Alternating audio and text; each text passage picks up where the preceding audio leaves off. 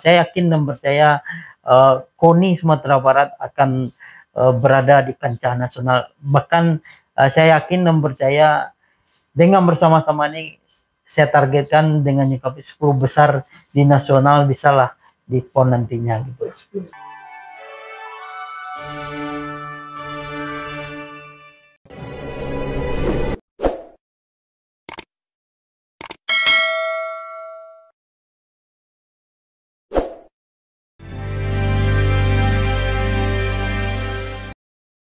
Assalamualaikum warahmatullahi wabarakatuh.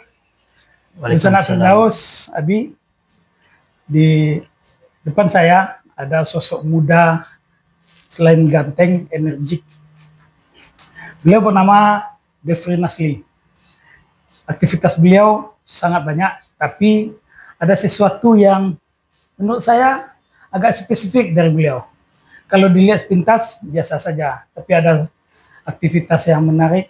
Beliau ternyata tidak hanya hobi olahraga, tapi juga sangat memberikan perhatian pada pembinaan olahraga. Begitu itu. Insyaallah. Sekarang apa yang kita urus sekarang? Cabang apa? Kalau di cabang olahraga apa yang kita urus? Saya kan mantan dari Ketua Ikatan Motor Indonesia Provinsi Sumatera Barat. Jadi banyak atlet-atlet balap motor yang saya bina dalam rangka mengikuti kejuaraan-kejuaraan yang ada di baik kejuaraan daerah, baik kejuaraan nasional maupun kejuaraan skala internasional, apa Asia. Ya. Olahraga motor itu identik dengan olahraga orang kaya gitu. Betul itu gitu. Kalau menurut saya sih apa ya, olahraga balap motor ini perpaduan antara skill atlet dengan pendukung-pendukung lainnya. Pendukung lainnya itu istilahnya ada penggeraknya motornya itu. Motornya itu memang kita butuh anggaran untuk meracik, mempersiapkannya supaya bisa menjadi yang terdepan dan menjadi sang juara di setiap balapan. Tapi kalau dia bukan anak orang kaya, ingin jadi atlet, bisa tuh kita? Bisa. Tapi tidak harus anak orang kaya ya? Tidak. Ya karena identiknya kan seperti itu kita. Karena seperti kata kita tadi, motornya, mobilnya dan kendaraannya, kan termasuk barang mewah. Iya. Tapi kalaupun tidak anak orang kaya bisa. Dengan apa nanti ketua membimbing saya sehingga motor itu bisa standar? Karena di situ banyak sponsor juga, banyak sponsor yang di dunia otomotif ini. Disitulah para owner pemilik tim mencari bakat maupun di daerah maupun di di kota-kota besar, karena memang sekarang sudah ada pula sekolah akademi racing. Jadi disitulah para pembalap ini, para rider ini dilihat kemampuannya seperti apa gitu. Dalam artian dia ini ada pula latihan fisiknya yang sudah diagendakan, dan juga ada selain latih fisik juga ada seringnya pembalap itu melakukan uji tanding di daerah-daerah ataupun di nasional, dan disitulah nggak perlu jadi orang kaya dulu baru bisa jadi atletnya, enggak kok itu. Jadi ini yang diurus oleh pengurus. Jadi dia yang pastinya punya kemauan, punya fisik, dan punya yang pastinya pendukung juga lah gitu kan, seperti motor gitu. Justru kan di situ kan ada kelas standar juga namanya kan. Kelas standar itu tidak harus memiliki motor yang sudah kencang atau modifikasi. Dia kelas standar itu motornya ada, motornya ada, ya udah dilaksanakan pertandingan. Di situ kita bisa lihat skillnya orang nih ada atau tidak, skillnya orang nih menonjol atau tidak gitu. Dan disitulah kita bisa melihat. Kalau saya sendiri sih mempunyai tim balap juga, jadi saya punya tim balap juga. Disitulah saya bisa melihat kelas-kelas lokal tadi itu atau kelas-kelas standar tadi itu, kita bisa lihat atlet itu berpotensi enggak gitu. Jadi di situ kita lihat, kalau saya dulu sih saya laksanakan kejuaraan daerah. Kejuaraan daerah itu saya laksanakan, misalnya dalam setahun tuh ada tiga seri gitu. 3 seri itu saya ambillah di daerah-daerah yang betul-betul di mana yang diminati potensi balapnya banyak gitu. Biasanya saya, supaya dulu tuh kemerataan balap motor di Sumatera Barat, mana yang belum melaksanakan saya laksanakan di situ. Jadi dengan kelas-kelas standar tadi, nanti kita bisa lihat atlet ini berprestasi atau enggak ya.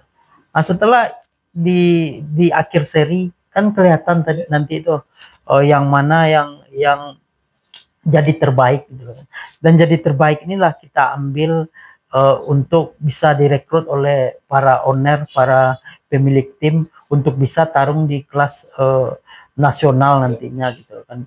Dan di kelas nasional nantilah itu umumnya pembalap atlet ini yang sudah tersaring di kejuaraan daerah tadi gitu.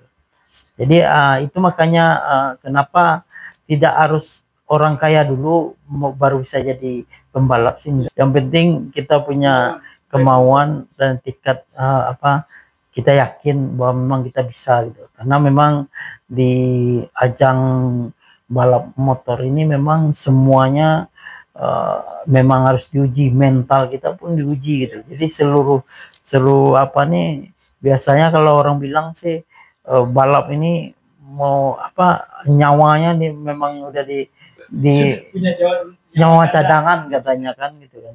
Jadi saya ambil itu juga gitu. Tidak semua pembalap atau tidak semua atlet balap motor tuh yang ugal-ugalan atau kata orang nggak jelas nih katanya. Tergantung mindsetnya seperti apa aja gitu. Ini balap yang ketua kelola ini kan bukan balap kalau di Padang itu, kalau nggak di bypass di Katip Sulaiman kan bukan yang itu ya. Bukan. Balapan ini di yang arena resmi ya. Yang arena resmi, makanya kita laksanakan kejuaraan-kejuaraan daerah itu untuk memindahkan orang yang ada di balapan liar tersebut ke uji nyali di situ, satu sirkuit gitu. Karena memang kalau di Katip Sulaiman atau di bypass itu kan tidak mempunyai safety yang lengkap gitu kan. Sementara balap itu bukan dari motor, terus safety-nya juga harus ada gitu kan. Jadi kalau misalnya tandingnya di Katip atau kan nggak pakai wear pack juga gitu. Jadi ya itu makanya kalau yang kita laksanakan itu kayak event-event itu memang semuanya udah dibuat SOP-nya begitu ya, yang pastinya safety lah buat balapan gitu kan. Yang balapan liar itu yang akan kita pindahkan ke sirkuit. Kan setelah selesai jadi pengurus provinsi, ketua Pemkot Sumbar, jadi pengurus di pusat. Iya, saya dipercaya jadi badan pengawas Ikatan Motor Indonesia pusat. Nah, ini pertanyaan saya gitu. Saya kecewa sama kita. Ya. Kenapa kita harus memilih di pusat? Persoalan olahraga di Sumbar banyak yang perlu kita tangani. Kalau dari mindset ketua mengurus provinsi tadi, kan masih banyak gitu. Misalnya kita lihat hasil PON kita, 2 PON terakhir ini udah hancur nih gitu. Udah sedih gitu ya. Apalagi yang terakhir di Medan Aceh. Dimana ya, kita sekarang saya ngajak kita melihat kondisi olahraga Sumatera Barat hari ini. Iya, makanya itu saya gimana ya, prihatin lah, maksudnya dalam artian kita ini kan embrionya olahraga, dari atlet, pelatih sampai kita pengurus gitu kan. Jadi khusus kalau yang langsung diurus kan langsung balap. Iya. Ini coba lihat yang lain gitu, jangan pusat dulu. Tapi walaupun nggak sampai pusat nanti kan bisa diajukan lagi Ustaz. Saya kembali ngurus olahraga di Sumatera Barat. Jadi gitu Pak. Tidak hanya khusus balap saja lagi. Enggak, jadi saya mengimplementasikan ke balap karena memang apa yang kita raih di balap itu akan bisa kita aplikasikan ke cabur-cabur lain juga gitu. Karena selain dari balapan itu ngurus atletnya doang, kita ngurusan perlengkapannya juga gitu. Jadi antara elemen pendukung lainnya kita harus pikirkan juga gitu. Dan kenapa kita bisa implementasikan ke cabur-cabur lain juga, karena umumnya ada pula cabur yang hanya menanggungi atletnya saja gitu kan. Nah, sementara kita sudah menanggung beberapa proses-proses pendukung yang dari kebutuhan atlet tersebut gitu. Sehingga harapan saya sih kenapa saya pada saat ini sih enggak tertantang untuk apalagi yang mau kita berikan untuk olahraga. Ini bulan Mei kan habis masa pengurusan KONI Sumbar hari ini. Gimana kita? Maju kita gitu. Ya kalau misalnya teman-teman cabang olahraga atau KONI kabupaten kota bersama-sama kita. Ini saya ngajak nih kawan-kawan di cabang Pemprov dan KONI kabupaten kota. Kita simak apa yang disampaikan ketua kita. Iya, saya juga yang pastinya untuk memajukan olahraga di Sumatera Barat ini tidak bisa hanya kita sendiri gitu. Kita harus berkolaborasi dengan pemerintahan, kita berkolaborasi dengan KONI kabupaten kota, dan kita juga harus bersama-sama dengan pengurus cabang olahraga yang ada di Provinsi Sumatera Barat.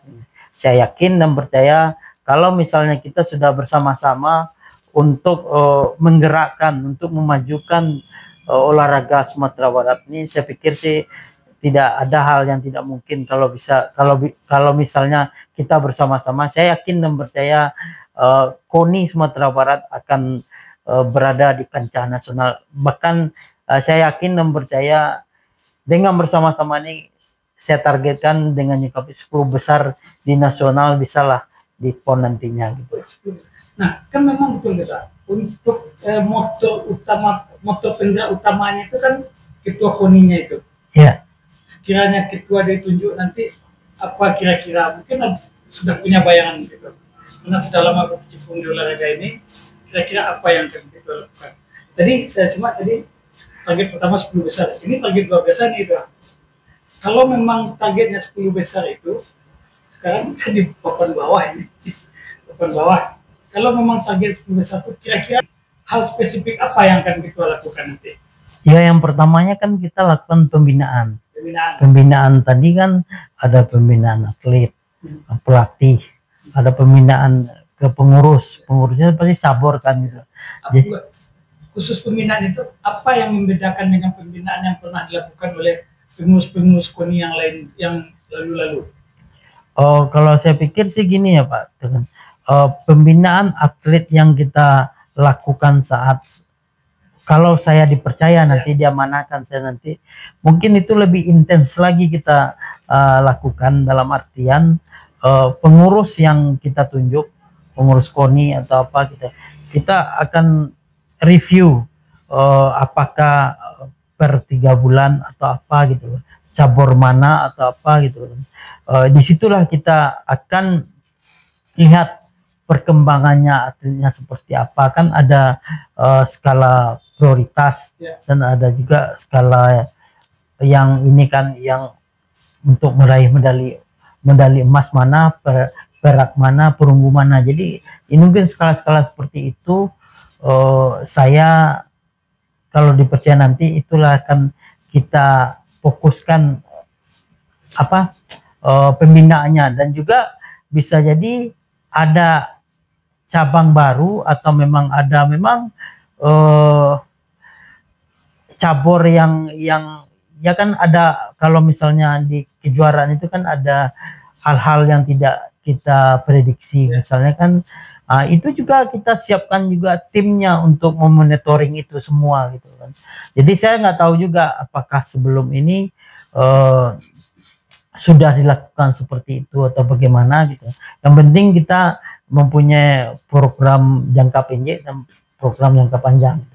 Dan saya yakin dengan koordinasi kita bersama, dengan koordinasi kita dengan cabur, dengan koordinasi kita dengan KONI kabupaten kota, pemerintahan provinsi dengan kota, saya rasa sih semua permasalahan-permasalahan ada di KONI ini bisa teratasi. Ya, 10 besar itu berat ya, proposal saja sudah berapa periode terlaksana. Ya, mana kita membandingkannya ini? Ya itu makanya kenapa saya bilang Perpov belum terlaksana. Saya pikir sih mungkin apa ya gitu kan, komunikasi tadi yang tidak terbangun antara pengurus KONI atau pengurus dengan kolaborasi dengan pemerintahan. Mungkin saya rasa sih miss-nya di situ gitu kan. Karena pada prinsipnya seperti ini, cabur aja walaupun tidak ada anggarannya masih bisa melaksanakan kegiatan event gitu. Apalagi terkait dengan Perpov Pekan Olahraga Provinsi itu kan harusnya wajib dilaksanakan gitu kan. Tapi kan kita bisa bicarakan dengan cabur yang ada, kita panggil. Kalau misalnya ya anggarannya terbatas atau apa. Secara nasional anggaran dipangkas-pangkas. Ya makanya itu yang kita lakukan koordinasi gitu.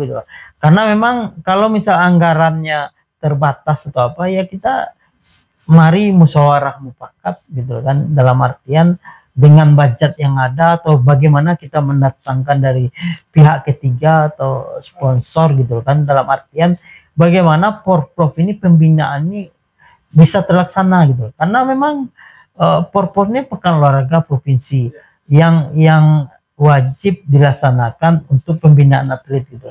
Nah, gimana pula kita untuk membina atlet yang lebih tinggi kalau misal Pekan Olahraga Provinsinya tidak terlaksana gitu. Iya. Jadi kenapa saya sampaikan kayak saya bisa sampaikan di kejuaraan-kejuaraan kita di ini, kita tidak ada disupport oleh anggaran oleh APBD ataupun kita tidak ada, tapi setiap tahun itu kita kegiatan itu kan sebesar ini. Kegiatan kita itu selagi kita lo ada 50 event itu 1 tahun loh gitu kan. Jadi itu akan bergulir terus sampai setiap tahunnya dengan pihak ketiga. Iya, ada pihak ketiga dan klub-klub tersebut yang akan melaksanakannya. Kita akan implementasikan ke cabur-cabur lain tersebut gitu. Bagaimana mandiri dari cabur ini bisa melahirkan atlet-atlet yang berprestasi walaupun tidak dianggarkan gitu. Dan pasti kan yang pastinya KONI itu kan memang dianggarkan oleh pemerintah gitu. Jadi saya yakin dan percaya tergantung leadershipnya seperti apa menanggapi atau mengkonsep seperti apanya supaya hal-hal yang harusnya wajib ya dilaksanakan secara rutinitas, secara dengan terus menerus gitu. Oke, kita terima kasih kita. Siap. Dan ini menurut saya sangat filosofi apa yang disampaikan ketua ini menarik untuk kita punya dan kita pertimbangkan. Ini tidak promosi tapi rekomendasikan untuk dipertimbangkan. Salam olahraga. Sampai jumpa.